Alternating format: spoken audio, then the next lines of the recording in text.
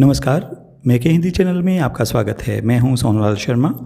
आज के इस वीडियो में हम आरोह भाग 2 पुस्तक के पाठ श्रम विभाजन और जाति प्रथा के दूसरे खंड मेरी कल्पना का आदर्श समाज के महत्वपूर्ण प्रश्नोत्तर पर विचार करेंगे। तो लीजिए पेश है ये सवाल जवाब। पहला सवाल है, डॉक्टर भीमराव अंबेडकर की कल्पना के आदर्श समाज की आधारभूत बातें संक्षेप में समझाइए। आदर्श समाज की स्थापना में डॉक्टर अंबेडकर के विचारों की सार्थकता पर अपने विचार प्रकट कीजिए। तो इसका जवाब ये है कि डॉक्टर भीमराव अंबेडकर की कल्पना का आदर्श समाज स्वतंत्रता, समता व भ्रातृता यानी भाईचारे पर आधारित होगा। उसमें गतिशीलता होगी। ऐसे समाज के बहुविध हितों में सबका भाग होगा तथा सबको उनकी रक्षा के प्रति सजग रहना होगा। अन्य शब्दों में हम कह सकते हैं कि अंबेडकर का आदर्श समाज स्वतंत्रता, समता व भाईचारे पर आधारित होगा।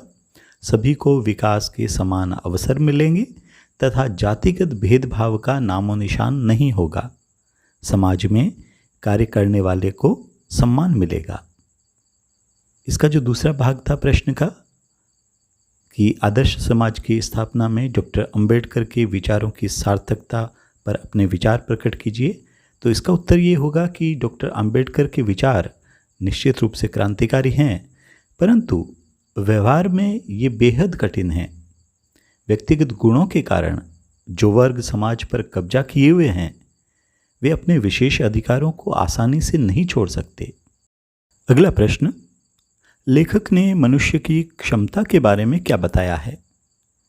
यही प्रश्न अन्य शब्दों में कि मनुष्य की क्षमता किन बातों पर निर्भर करती है। तो इसका उत्तर ये है कि लेखक बताते हैं कि मनुष्य की क्षमता 3 बातों पर निर्भर करती है। पहली, शारीरिक वंश परंपरा। दूसरा है सामाजिक उत्तराधिकार, अर्थात सामाजिक परंपरा के रूप में माता पिता की कल्याण कामना, शिक्षा और वैज्ञानिक ज्ञानार्जन आदि सभी उपलब्धियां, जिसके कारण सभ्य समाज जंगली लोगों की अपेक्षा विशिष्ट शिक्षा प्राप्त करता है। और तीसरा है मनुष्य के अपने प्रयत्न। अगला सवाल, डॉक्टर अंबेडकर समता को काल्पनिक वस्तु क्यों मानते हैं? तो इसका उत्तर है कि डॉक्टर अंबेडकर समता को कल्पना की वस्तु मानते हैं। उनका मानना है कि हर व्यक्ति समान नहीं होता है। वह जन्म से ही सामाजिक स्तर के हिसाब से तथा अपने प्रयत्नों के कारण भिन्न और असमान होता है। पूर्ण समता एक काल्पनिक स्थिति है, परंतु हर व्यक्ति को अपनी क्षमता को विकसित करने के लिए समान अवसर मिलने चाहिए।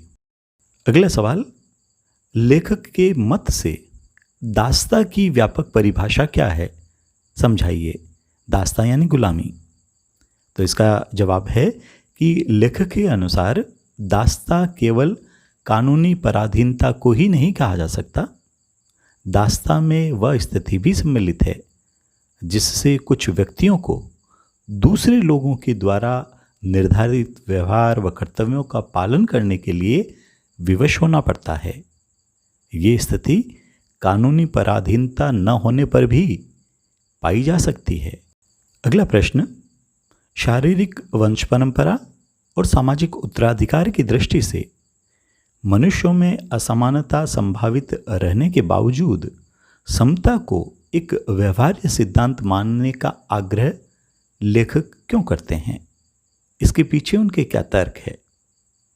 तो इसका जवाब यह है कि शारीरिक वंश परंपरा और सामाजिक उत्तराधिकार की दृष्टि से मनुष्यों में असमानता संभावित रहने के बावजूद डॉक्टर अंबेडकर समता को एक व्यवहार्य सिद्धांत मानने का आग्रह करते हैं, क्योंकि समाज को अपने सभी सदस्यों से अधिकतम उपयोगिता प्राप्त हो सकती है जब उन्हें आरंभ से ही समान अवसर व समान व्यवहार उपलब्ध कराया जाए। व्यक्ति को अपनी क्षमता के विकास के लिए समान अवसर देने चाहिए। उनका तर्क है कि उत्तम व्यवहार के हक में उच्च वर्ग बाजी मार ले जाएगा, अतः सभी व्यक्तियों के साथ समान व्यवहार करना चाहिए। ऐसे ही उपयोगी वीडियो के लिए चैनल को सब्सक्राइब करें, साथ ही लाइक व शेयर करना न भूलें। बने रहिए चैनल के साथ। मिलते हैं अगले वीडियो में। नमस्कार।